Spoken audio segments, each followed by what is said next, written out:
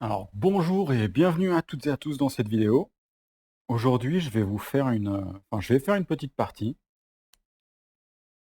de Dungeon Degenerates. Je vais faire une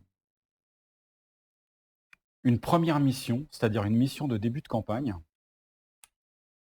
Et je vais pas jouer la mission. Donc moi, j'ai déjà joué plusieurs missions. J'ai déjà fait une campagne sur ce jeu.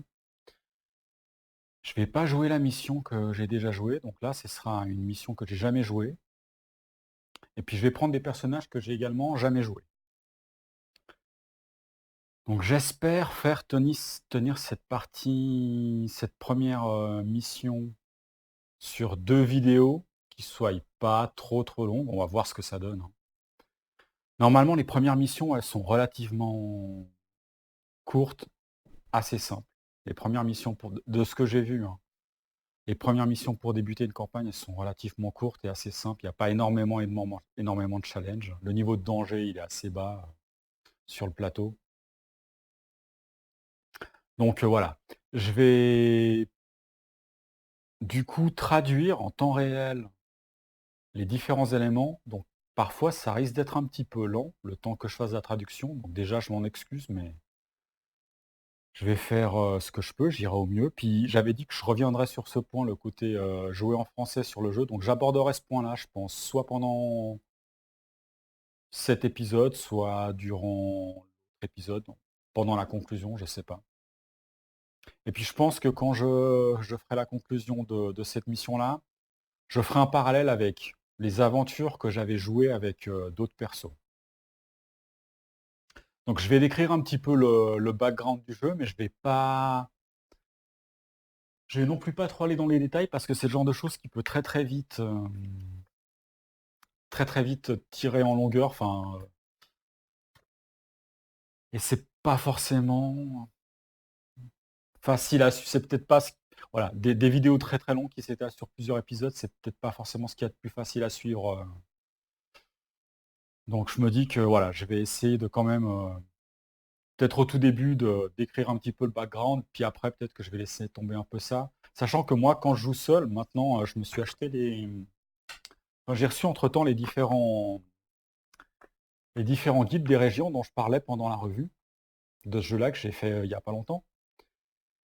Et là, il y a vraiment beaucoup de background, c'est super. Donc dans celui-là, il y a du background des 4 missions, dans celui-là, il y a du background des 4 missions, puis dans ceux-là, il y a que du background. Donc là, vu qu'on est dans cette région-là, peut-être que je vais vous montrer quelques éléments là-dedans.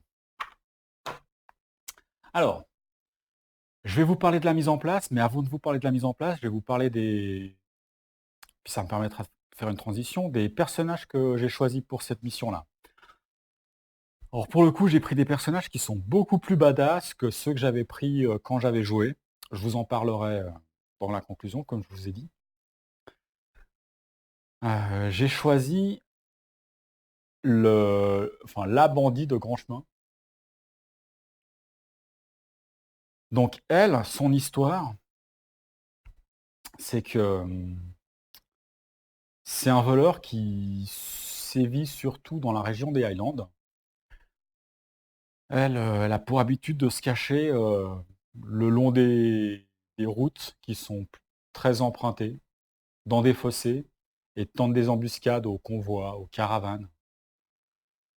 Qu'elle pille, c'est les convois et des caravanes qui appartiennent aux guildes de la région des Highlands, ou bien à des maisons nobles. Voilà, on peut imaginer que c'est des convois qui se déroulent,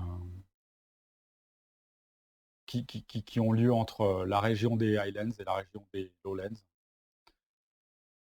Donc elle est assez efficace, elle, dans son rôle de bandit de grand chemin. Tellement efficace elle a un petit peu, elle a attiré l'œil d'une des maisons nobles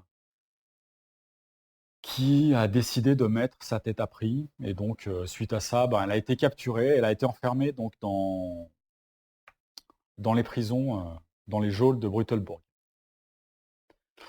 Et puis l'autre personnage, c'est la catcheuse, la combat de la Bloodsport Fighter, là. Elle, son truc, c'est qu'elle combattait dans les arènes, dans les pits, dans les fosses, des combats de gladiateurs un peu à la Conan le barbare, comme j'avais dit dans la revue là. Elle, elle sait comment faire monter, comment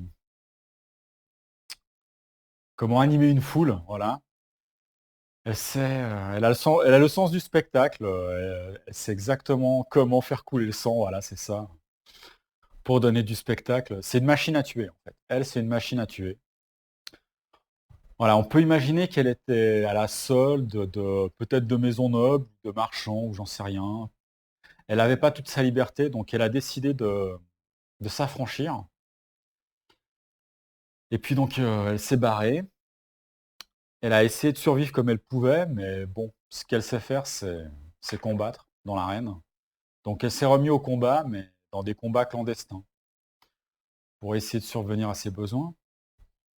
Malheureusement pour elle, il y a eu un raid dans un de ses fight clubs où elle était. Et elle a été également emprisonnée dans les geôles de Brutalborg. Donc ces deux personnages qui sont, on va dire, un petit peu anticonformistes. Elle, les lois, elle s'en fout.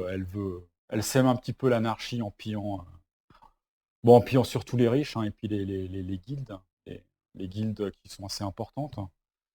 Elle, c'est le genre de personnage à provoquer un peu de désordre sur la voie publique. Voilà. Elles suivent pas les lois. C'est des rebelles. Voilà. On va dire c'est des rebelles. Et je vais leur donner des petits noms. Donc on va dire que la bandit de grand chemin, c'est Véronique. Et puis la catcheuse Bloodsport, c'est Davina. Voilà. Alors, chacun de ces personnages commence avec des compétences et un ou plusieurs objets.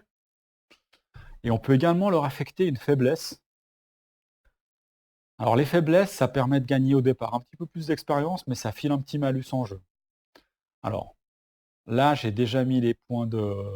J'ai mis les petits pions sur les points de base, mais comme elle a une faiblesse, elle gagne 2 points d'expérience en plus en débutant, puis elle a une faiblesse, elle gagne également 2 points d'expérience en plus. Alors, si je passe assez rapidement sur. Je ne sais pas si je peux zoomer un peu pour que vous voyez un peu. Non, j'ai pas envie de déplacer la caméra. Donc elle, sa faiblesse, alors je vais la lire, c'est astinomyaphobia. Elle a peur, donc elle va s'évader, hein. C'est pour ça que c'est marqué qu'elle a peur qu'on l'enferme à nouveau. Donc elle, si elle échoue un test pour récupérer de la santé, enfin, pour se soigner, un test de recovery, et qu'il y a et il y a la loi qui est sous, enfin la zone dans laquelle elle se trouve est sous influence de la loi, c'est-à-dire qu'il y a un petit nœud coulant. Donc là, si jamais je zoome un petit peu pour que vous voyez. Donc là, on peut voir que sur certaines régions, il y a des nœuds, enfin là, il y a des nœuds coulants. Ça veut dire que c'est sous influence de la loi. Donc elle peut se retrouver démoralisée, puis elle ne pourra pas faire d'échange et pas d'action d'invest pendant ce tour-ci. Ensuite, sa compétence, c'est looter. Ça lui permettra de lancer un dé supplémentaire pour faire du loot. Et comme arme, elle a quoi? Elle a un fusil qui ne nécessite pas de faire de test de caractéristiques, mais par contre, à chaque tour, elle va devoir recharger son fusil. Enfin, tous les 2 rounds, elle pourra tirer en gros, un coup sur 2, un round sur 2. Et puis elle a une sorte de bombe fumigène qui permet de s'échapper d'un combat. Davina, sa faiblesse, c'est qu'elle a une vieille blessure de guerre qui s'est jamais très bien guérie. Et si à un moment elle gagne une condition fatigue, elle deviendra également affaiblie. Sa compétence, c'est faux killer. Quand elle est en position assaut, enfin, assaut là, en combat, les attaques de mêlée qu'elle fait, elles infligent plus un dégât, mais seulement contre les créatures qui ont une valeur de 3 points d'expérience ou plus. Donc au début, c'est pas très utile, comme vous allez le voir dans la mise en place. Et puis ces armes, c'est quoi? C'est un gantelet. Un gantelet avec des clous, un gantelet clouté, on va dire. Et puis un pot pour se faire des peintures de guerre. Qui lui permet de devenir, d'avoir des attributs, des compétences, des statuts positifs. On verra ça quand j'utiliserai. Voilà. Donc, elles ont été enfermées dans la région des Lowlands. La région des Lowlands, c'est une région qui est encore sous... C'est la région qui est encore sous l'emprise, on va dire, plus ou moins, de l'Empire. L'Empire a déserté en fait la région des Highlands, qui a été complètement... qui est sous... qui est occupée massivement, on va dire, par des bandits. C'est surtout des truands, des bandits qui œuvrent dans cette région-là. Donc c'est une région sans foi ni loi, même s'il y a encore quelques hameaux, on va dire, comme le village de Pixkingport, qui est à peu près encore civilisé, où il y a encore de l'ordre qui règne, on va dire. Peut-être quelques spots, on va peut-être encore dans la région, mais massivement, c'est voilà, c'est une région qui est assez anarchique, où l'Empire a décidé de se retirer parce que c'était trop dur à contrôler. Donc suite au cataclysme, etc., qu'il y a eu dans la région des Borderlands, c'est la région qu'on voit sur cette map, avec les différents territoires. Donc je rappelle, les Badlands, les Highlands, les Wetlands, où il y a eu une grosse inondation suite au cataclysme qu'il y a eu ici. Parce qu'en fait, il y a toute la rivière en fait ici qui s'est déversée, puis il y avait une grosse nécropole. Donc ici, là maintenant, c'est devenu un territoire marécageux avec une nécropole qui a été engloutie, etc. Dans cette région où on est emprisonné, Brutelbourg, c'est le dernier bastion de l'Empire. C'est une grosse forteresse-cité, mais si vous lisez le background qui est décrit ici, donc dans ce guide, qui a été tagué comme Liber Hereticus, c'est un guide hérétique qui décrit un petit peu cette région-là, qui décrit toute l'histoire du Wurstreich, l'empereur, le gouvernement, les crimes et châtiments dans l'Empire, comment ça se passe. C'est pas très gai. Donc il écrit cette cité-là. On a un petit peu une description des donjons en fait qui se trouvent sous la cité et du réseau de souterrains qui se trouve sous les geôles. Donc il y a les geôles, c'est des geôles qui sont humides, crasseuses dans les parties, dans les bas-fonds de la cité. Donc là, une petite image. Ça, j'avais dit que c'était le méchant nécromancien, mais en fait, je me suis trompé hein, dans la revue. Je savais pas d'où venait cette image avant d'avoir ce guide-là. Le nécromancien, pour le coup, qui étend son influence néfaste dans cette région-là, surtout à travers sa main. Enfin, on va dire que sa main, c'est comme son avatar, qui a une influence plus directe, la main de la damnation, qui a une influence plus directe sur la région. On ne sait pas trop à quoi il ressemble, hein. Donc le petit Lovecraft, là, c'est quelqu'un d'autre. Voilà, si je vous montre quelques images, parce que je ne vais pas aller trop dans le détail du lore, ça, c'est les saints. Ça, c'est l'Inquisition qui œuvre ici dans le bastion du Saint-Ordre, The Holy Order. Voilà, donc il y a beaucoup de background, super intéressant. Je ne vais pas tout vous décrire parce que sinon ça peut être très très long. Il y a vraiment beaucoup de background. Il y a les différentes maisons, voilà, différentes maisons qui sont décrites, etc. Ok. Donc on a été enfermé ici et on commence la mission au moment où on a été enfermé ici. Alors maintenant, au niveau de la mise en place, avant de commencer la mission, qu'est-ce qu'il faut faire? Les monstres, il faut mettre dans la pile des fosses tous les monstres qui ont 3 d'expérience. Donc la défausse, moi, c'est la partie verso. Donc je les ai mis à la fin. partie recto, pardon, tout en bas des piles. Ces monstres-là, on va bien sûr les remélanger dans l'état à certains moments, typiquement quand il y a la main de la main de la damnation qui viendra, ou peut-être pour d'autres raisons, typiquement la pile de monstres, elle est complètement épuisée. Donc ça, c'est la première chose à faire. Ensuite, quand on commence une mission avec le livre de mission, il faut mettre de côté, enfin également dans la défausse ou de côté, un certain nombre d'éléments. Typiquement, il y a des epic loot, alors là, qui sont dans la défausse. Il y a un epic monster qui est dans la défausse aussi, enfin qui est mis de côté, mais là je les ai mis pareil, comme lui là. Verso, dessous. Donc il y a certaines choses qu'il faut mettre de côté. Donc ça, je l'ai fait. Et puis ensuite, la première mission qu'on doit jouer, c'est Underrun. Donc même si on ne va pas jouer cette mission-là, comme on commence par là, je vais commencer par vous décrire par vous lire, enfin, par vous faire la traduction de l'introduction de cette mission-là. Donc,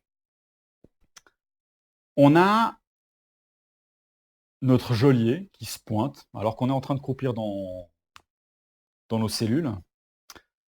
On a le geôlier qui se pointe, et voilà, c'est une créature qui est un peu filiforme. Donc, dans les ténèbres qui règnent, elle s'approche de notre cellule. Et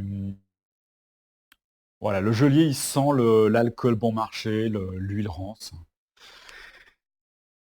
Et il commence à s'adresser à nous, et en fait, il nous propose un deal, ce geôlier. Il nous dit qu'il a trouvé quelque chose de remarquable, quelque chose qu'il a envie de tenir loin, qu'il a envie de garder secret, de tenir loin de son commandeur. De son commandeur qui est un cruel et fanatique commandeur, qui est en l'occurrence le haut magistrat. Il est incapable de quitter son poste pour aller récupérer cet objet puis le mettre en lieu sûr. Donc il nous propose de le faire à sa place, et en échange, il nous offre notre liberté. En l'occurrence, le deal, ce serait aller récupérer une tête qu'il a enterrée quelque part à la croisée des chemins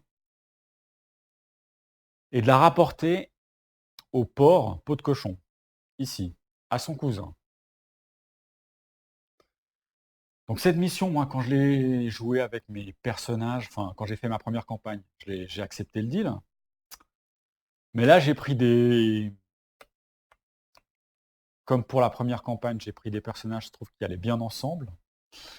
Et puis en plus, voilà, je me dis que je vais jouer un petit peu roleplay. C'est des anticonformistes, eux, les deals comme ça, un petit peu illicites.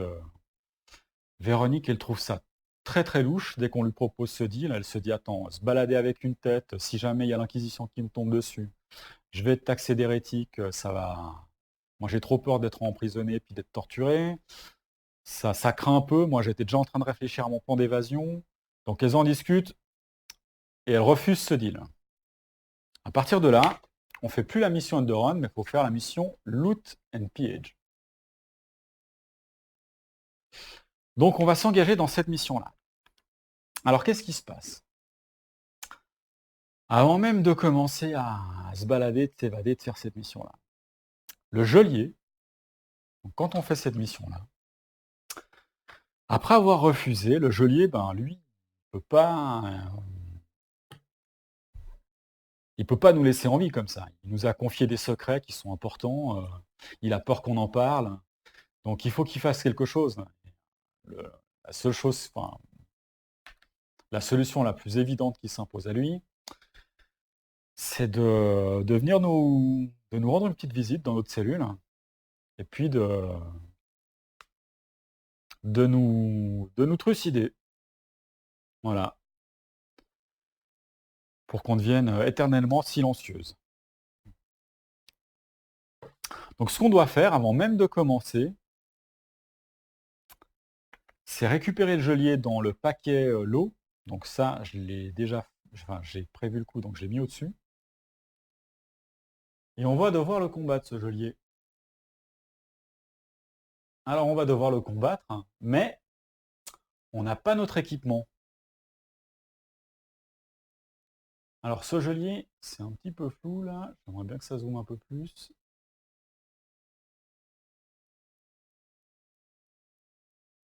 Donc ce geôlier, voilà, il a un point d'armure en bas à droite, 5 points de vie, 4 d'attaque. Sa cible, c'est la morale, la cible avec le moral le plus bas. Et il a une compétence, c'est Pain. En l'occurrence, Pain, ça s'applique quand il fait des dégâts. Alors le moral le plus bas, elle est la 6, elle est la 8, donc il cible Véronique. On n'a pas notre équipement, donc on va devoir faire un combat à main nue. Les règles de combat à main nue, elles sont un petit peu particulières, dans le sens où quand on fait un combat, on jette les dés de défense, enfin les dés d'attaque, pardon, les dés de défense, en même temps, un dé de pouvoir, un ou plus, hein, selon les objets qui nous en donnent, selon les objets qui nous donnent plus d'un dé. Et puis on prend normalement en attaque la valeur la plus élevée, ou bien la valeur du dé de pouvoir, si elle est plus élevée. Là, c'est un petit peu différent, c'est la valeur la plus basse, ou la valeur du dé de pouvoir divisé par 2. Bah, je vais vous montrer ça en faisant cette baston. Donc il va falloir qu'on attaque un manu geôlier. Donc c'est parti. Avant de commencer à attaquer, il faut décider dans quelle position on est. Donc, je vais redézoomer. Parce que là, peut-être qu'on ne voyait pas quand je pointais. Donc, je n'ai pas fait attention. Donc, il a ciblé Véronique à cause du moral de 6. Davina, 8. C'est plus élevé. Je récapitule parce que je ne sais pas si on voyait. Je ne regardais pas le retour. Et puis, Véronique, elle va se mettre en position de garde. Comme ça. Et puis, Davina, elle va rester en position d'assaut. Parce qu'elle n'a pas... c'est pas la cible du geôlier, donc elle risque rien. Donc la première à taper, c'est Véronique, elle a plus de perception, 8 et 6 pour Davina. Donc c'est parti. Alors, elle a 9. Sa défense, c'est 8, donc elle a loupé sa défense. Et puis, en attaque, elle a fait 5, donc elle a réussi son attaque. Alors pour la défense, même si elle a loupé, elle peut utiliser son power die, c'est 1, donc elle se protège de 1. Il a 4 d'attaque le geôlier, donc elle se prend 3 points de dégâts. Et puis là, comme elle est à main nue, elle va utiliser le dé le plus bas. Alors, pour attaquer à main nue, c'est soit l'agilité qu'on utilise, soit l'agilité, soit la force. Elle a plus d'agilité, donc elle fera ses attaques avec l'agilité. Pour la défense, c'est toujours l'agilité qu'on utilise. Donc 8, là, elle a loupé. Donc là, comme elle est à main nue, c'est pas le résultat le plus élevé, c'est le plus bas, c'est 1. Malheureusement, il a un d'armure, donc 1. Avec un d'armure, il se prend 0 point de dégâts. Maintenant, à Davina de taper. Alors, ça, c'était même pas la peine que je le lance, parce que là, c'est la cible d'aucun monstre. Son attaque, elle l'a réussi, elle va utiliser la force. Elle a 9 de force. 7, c'est plus bas. Elle peut utiliser soit le chiffre, enfin la valeur la plus basse du dé, soit un main nue, mais ça c'est une règle à main nue. Le power dice, il est plus élevé que celui-là. Celui-là divisé par 2, c'est 3, ça revient au même. Donc elle fait 3 points de dégâts, moins 1 d'armure, elle en fait 2. Donc on va mettre 2 points sur le geôlier. Et puis j'ai oublié de faire un truc. Comme le geôlier a fait des dégâts à Véronique, sa compétence Pain, ça fait qu'elle est stun, elle est étourdie jusqu'à la fin du round prochain, et donc elle ne pourra pas utiliser de Power Die. Voilà, j'avais oublié le Pain sur elle. Donc nouveau tour, nouveau round de combat. Donc Véronique contre le geôlier. Alors déjà la bonne nouvelle, c'est qu'elle a réussi sa défense. Donc 7, elle a 8 d'agilité, elle se protège avec le 5, il a 4 d'attaque, elle ne se prend pas de points de dégâts. Donc déjà ça c'est une bonne chose. Ensuite, elle a également réussi son attaque. 8 d'agilité, elle a fait 5. On prend le chiffre le plus bas, c'est 2. 2 moins 1 d'armure du geôlier, c'est 1. Il se prend 1 point de dégâts. Il a 5. Il lui reste encore 2 blessures à prendre. Elle perd ça. C'est la fin de son round. Elle est toujours en position d'assaut pour attaquer. Je ne change pas les positions hein, pour l'instant avec lui. Garde et assaut. Alors, elle a loupé son attaque. Elle a réussi sa défense, mais ça n'influence pas. Donc, nouveau round. Toujours position de garde pour Véronique. Elle a loupé son attaque. Elle a réussi sa défense. Je prends le power die ici pour la défense parce que c'est plus élevé que cela. C'est 5. 5 contre 4 d'attaque. Elle ne se prend pas de dégâts. Elle n'en inflige pas. À Davina de taper. Position d'assaut. Elle a réussi son attaque. Ça, c'était pas la peine que je lance, mais je les relance à nouveau pour rien. Donc là, elle ferait soit un point de dégâts, soit 5 divisé par 2, arrondi au supérieur. Donc en l'occurrence, on va faire ça, parce que ça fait 3. 3 moins 1, ça fait 2. Il se prend 2 points de dégâts. Ça fait 5. Il est mort. Il est mort, il est mort, il est mort. Donc le geôlier rapporte un point d'expérience et un or. Et ici, c'est noté. Et puis on peut le looter. Donc un point d'expérience et un or. Et puis on peut le looter, comme il rapporte un point d'expérience, on fait un ou moins. Rien du tout. Donc ça va dans la défausse. Et puis on reprend reprendre la mise en place de la mission Loot and Pillage. Alors dans le setup, qu'est-ce qu'on nous dit? Il faut placer un nouveau lieu, qui est Undercity Dungeon. Donc ce lieu-là, ce sera un lieu qui va être connexe à Brutalbourg. C'est ici où on commence. Le niveau de danger ici, il est de 1.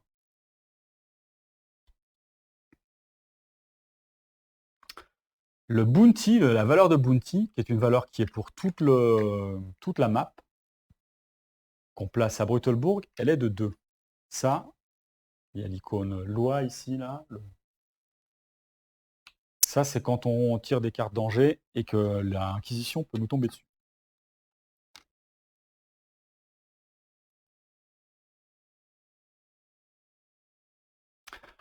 Alors, on nous dit qu'on récupère nos objets, mais qu'au niveau de l'or, on a tout perdu. Dans le chaos, on se retrouve sans le sou. Donc on a 0 d'or, du coup. Et puis maintenant, il y a du texte que je vais traduire ou essayer de traduire en temps réel. Alors, on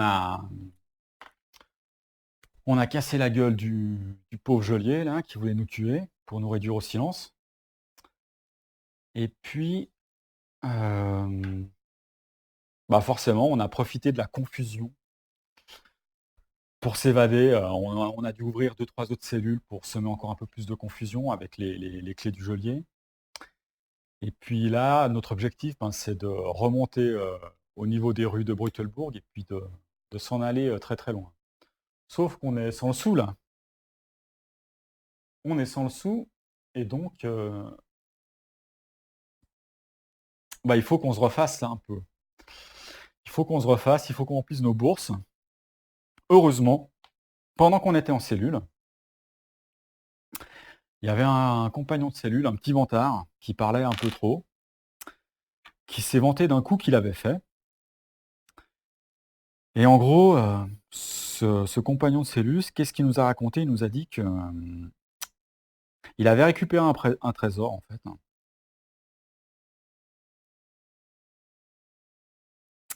Un trésor qu'il avait volé et qu'il a revendu au gang River Rats, qui a son QG dans la Watchtower, dans la tour de guet, ici, dans les Highlands, à la frontière des Highlands et des Lowlands. Donc aller piquer ce trésor, ça pourrait être pas mal, parce qu'ils sont en tête, ce trésor, ça avait l'air d'être quand même quelque chose d'assez... de choses de valeur.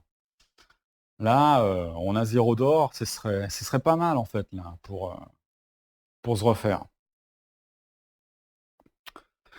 Et sinon, on a une deuxième possibilité. On a entendu des rumeurs au sujet d'une tombe d'un saint qui est le Dread Saint Pastet, Et en fait, ce saint, il se trouve qu'il y a pas mal de pèlerins à travers tout le Wussreich qui se rendent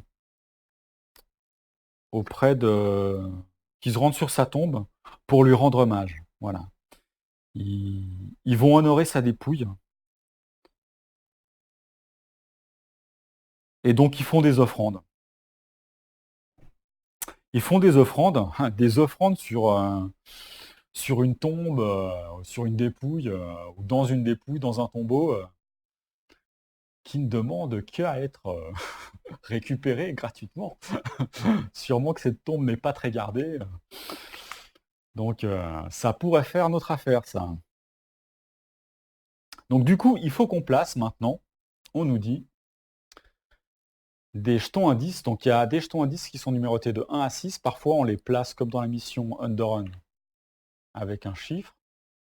Parfois c'est coté comme ça. Donc ici on nous dit de placer là où il y avait là où il y a le QG des River Rats dans la Watchtower, un jeton indice. On nous dit aussi en fait que le trésor, soit il est là, soit il a été véhiculé au bandit camp, au camp des bandits. Donc peut-être qu'il est là, peut-être on l'a amené au camp des bandits. Il faut placer un pion ici. Et puis la tombe en fait du pèlerin là, du saint, enfin du saint, elle était à Tower Island. Tower Island ici dans la région des Wetlands. Mais si ça se trouve, ce corps il a été déplacé dans les catacombes. Donc là, oula. Voilà, donc je regarde pas les autres jetons, je les mets de côté. Et puis qu'est-ce qu'on nous a dit de faire également pour cette mission?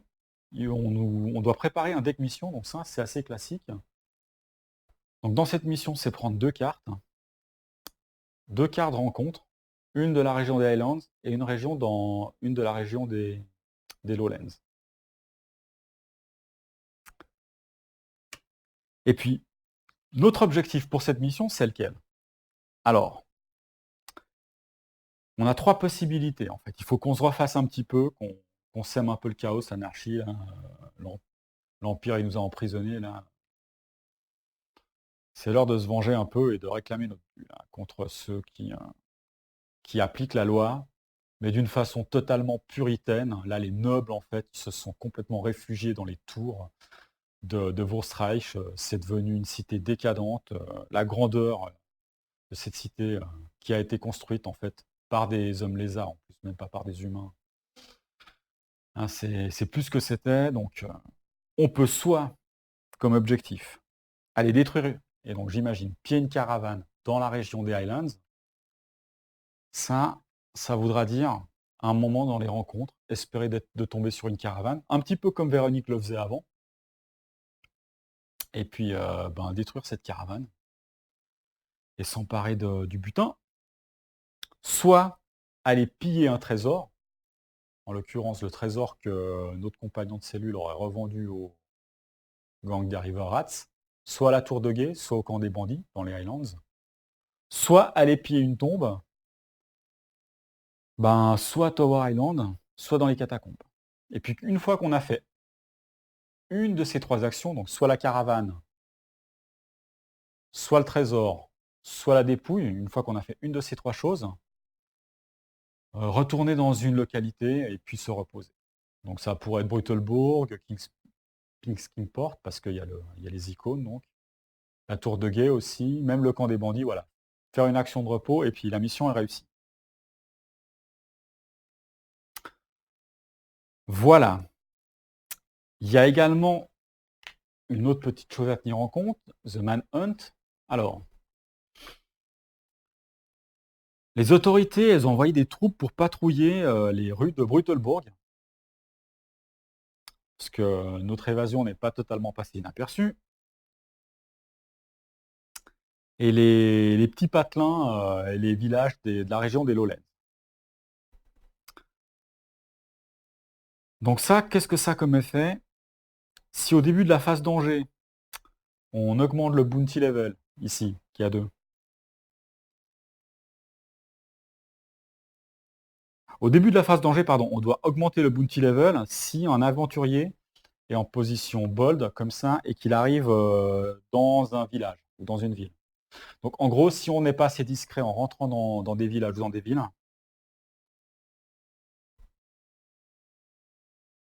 dans les lowlands par contre, ça c'est dans les lowlands, à ce moment-là, on augmente le bounty level, puis dès qu'il arrive à 3, le Fishmonger Camp ici,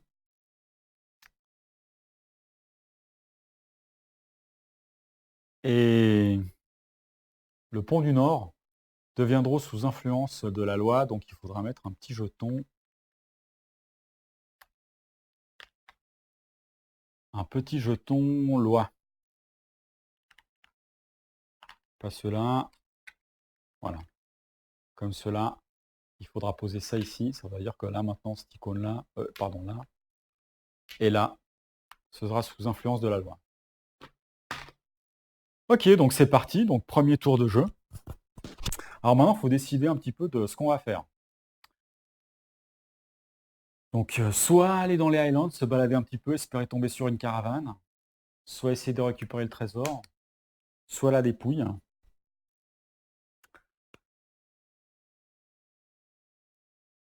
Hmm.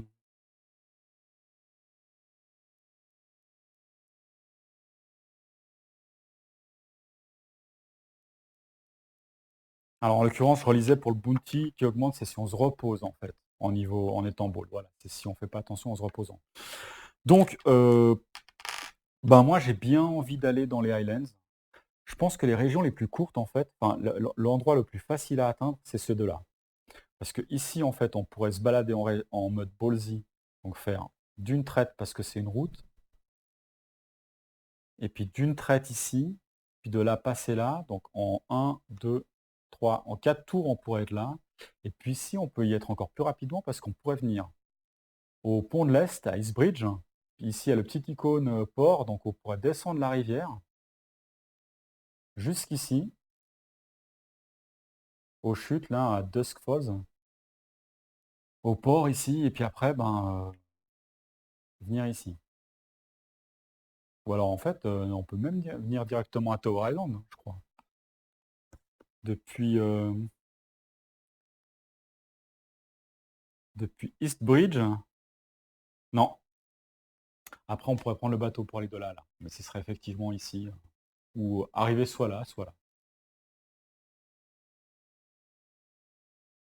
Donc, effectivement, c'est beaucoup plus proche. Le problème, c'est que si on arrive là ici, la valeur pour... parce qu'ici, il va falloir investiguer il va falloir opposer en fait son degré d'exploration par rapport à la valeur qu'il y a derrière ce pion. Si c'est élevé, si on est un petit peu bloqué, on risque de passer beaucoup de tours et le niveau de danger, il va augmenter sur les régions. Donc ça, c'est pas très très bien si on a une vision long terme en mode campagne. Et puis ici, il y a l'influence de la loi. Donc moi, si je le joue roleplay, j'ai pas envie de rester dans la région des Lowlands. Avant, je sévissais ici, même si elle combattait plutôt dans Brutalbourg. Donc on va partir dans les Highlands. Si on tombe sur une caravane, très bien. Et puis sinon, on va essayer d'aller à la Watchtower là, pour essayer de choper le trésor. Donc premier tour, on va se mettre en mode cochos. Et puis on va aller à Brutalbourg. Donc ça, c'était la map action, la map phase, pardon. Ensuite, je tire une carte danger. Alors, dans les cartes danger, on augmente chaque fois le degré de danger dans une zone. On regarde si on fait des rencontres après. Et puis en combat, on fait des rencontres. Alors, je traduis le texte. Donc des cultes qui vénèrent la mort pratiquent des rites nécromantiques et des choses mortes vivantes, hantent les vivants qui osent s'introduire dans les catacombes. Donc la région des catacombes, elle passe de 5 à 6. 6, c'est le maximum. Donc ça, très dangereux. Ensuite, est-ce que je fais une rencontre? Est-ce que je vais devoir combattre des monstres? Je suis dans une ville. Donc dans une ville, de toute façon, je suis toujours safe. Là, je suis en positif, je suis en vert. Donc je le compare pas. Donc normalement, je ne devrais pas tirer de carte rencontre, Lowlands. Et puis en plus, ici, pas combattre de monstre, heureusement, parce que j'aurais dû combattre un monstre épique. Mais comme je joue avec l'extension Mean Streets, à partir du moment où on a l'icône rencontre ici, peu importe la valeur, si je suis dans une ville, je dois tirer une rencontre localité. Donc je vais le faire. C'est une extension qui rajoute donc ce paquet-là avec un petit peu de complexité en plus.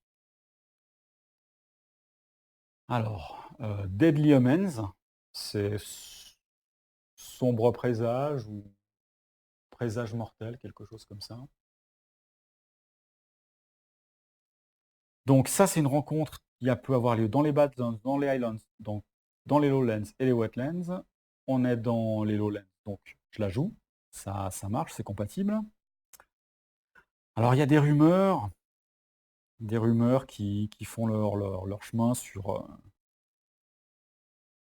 une ombre, sur une silhouette sinistre encapuchonnée, celle d'un nécromancien, qui voyagerait à travers la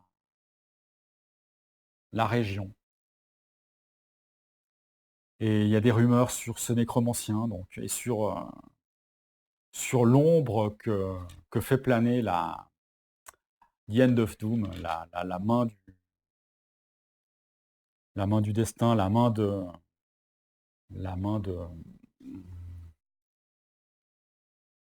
la damnation. Et donc ça annonce des sombres jours. Voilà. Ces rumeurs annoncent de sombres jours. Donc il faut que je lance un des 6, plus un des 6 supplémentaires par pion de ce style-là, pion main End of Doom qu'il y a dans la Doom Track, mais là j'en ai aucun. C'est la piste qu'il y a tout en haut, qu'on voit peut-être pas très très bien. Et juste à droite du Dungeon Degenerates.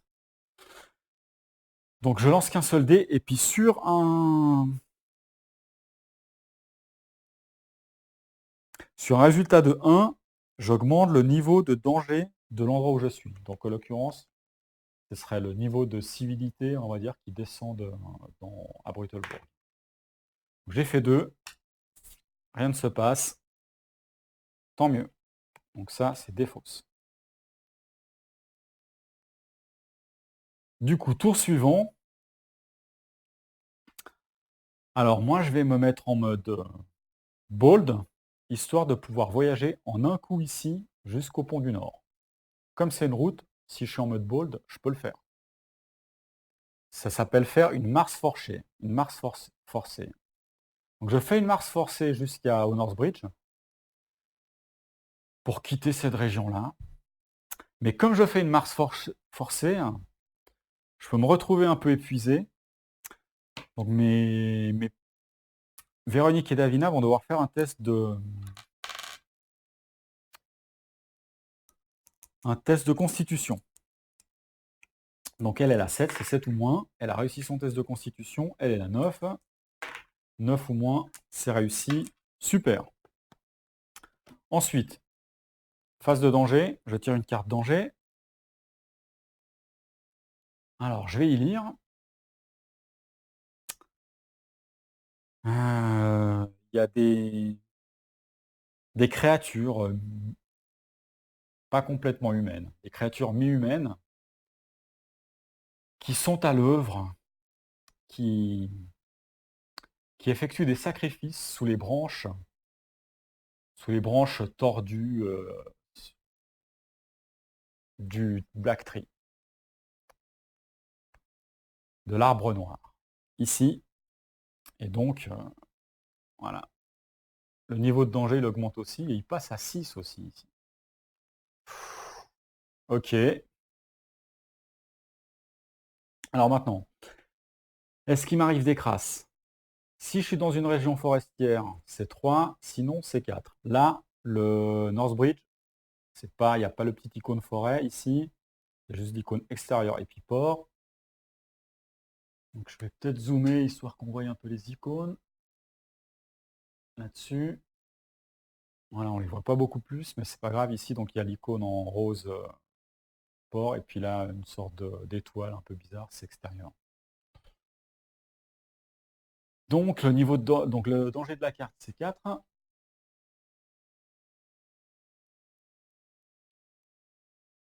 Et 4, il faut le comparer au danger de la zone où je suis. Comme il n'y en a pas, ben, c'est celui de la région qu'il faut prendre en compte. Ici, c'est relatif à Foothills, donc c'est la région des Foothills.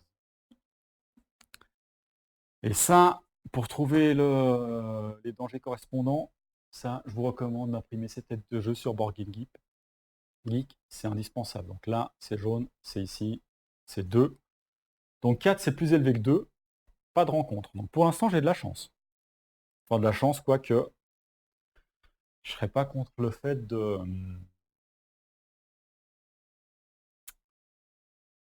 faire une petite rencontre avec une caravane. Bon, bah moi, je pense que je vais continuer en mode ballsy, hein, quitte à être fatigué à la limite. Je me reposerai par ici. Donc je refais une marche forcée. Donc, je dois refaire un test de constitution. Donc test de constitution, c'est 7 ou moins. Alors là, c'est loupé, pas de bol. Et puis elle, c'est 9 ou moins. Waouh, c'est loupé. Pas de bol. Alors ça, qu'est-ce que ça implique? Ça implique que je suis fatigué. Et ça, je pourrais virer ça que après m'être reposé. Et là, je ne peux plus refaire de marche forcée tant que je suis fatigué. Donc je vais devoir me reposer avant de refaire une prochaine marche forcée. Alors je recherche un autre fatigué. Je le mets ici, dans Recovery.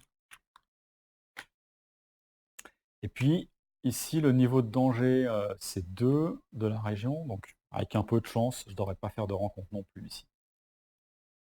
Bah, parfait. C'est 6. Donc, il ne va pas m'arriver de crasse. Et puis, c'est pas civilisé, donc je ne devrais pas tirer de cartes comme ça. Ouais, c'est pas une localité. Alors, je vais décrire. Il y a des voleurs, des mutants, des voleurs mutants. La Ligue de l'humanité, en gros, qui harasse les voyageurs dans la région des Highlands. Donc voilà, une activité, une recrudescence d'activité de voleurs et de mutants qui harassent les voyageurs qui s'aventurent dans les Highlands. Du coup, là, c'est carrément le niveau de danger de la région des Foothills qui a augmenté, donc qui était à 2 ici, qui va passer à 3. D'ailleurs, c'est le niveau 3 que j'aurais dû comparer avec le 6 là. Mais bon, 6 c'est toujours supérieur à 3, donc pas de rencontre, pas de monstre. Pour l'instant, c'est plutôt calme. Beaucoup plus calme que les missions que j'ai eu l'occasion de jouer. Voilà, donc c'était le deuxième tour de jeu. Et puis, ben, la vidéo, elle a déjà bien duré, je trouve. Notamment parce que le setup était assez long. Donc moi, je vais mettre fin à cette vidéo pour ce premier épisode. Et puis vous donner rendez-vous, si ça vous intéresse, dans le deuxième épisode, peut-être suite et fin, ou peut-être deuxième partie. Je pense que ça ne fera pas plus de 3 épisodes, ça c'est sûr, parce que c'est une première mission. Je vois qu'elle est également assez facile, hein, à faire, comme la première mission que j'avais fait, Underrun. Voilà, donc si ça vous intéresse, je vous donne rendez-vous peut-être dans le prochain épisode que je vais jouer d'ici peu, puis que je posterai peut-être suite à la publication de cette vidéo-là, ou bien le suivant. D'ici là, je vous dis tout de bon. Allez, ciao ciao.